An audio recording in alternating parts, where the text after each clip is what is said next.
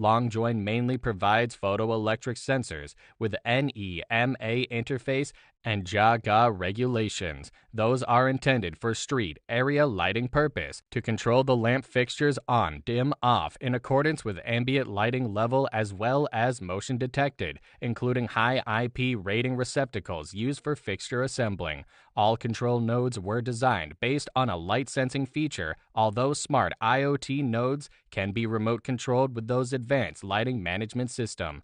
LongJoin also developed a smart IoT lighting management system, UM9900, based on browser, server structure, and app software to provide convenient IoT installation, management, maintenance features with Zigbee, LTE, NB IoT protocols built-in photo control devices.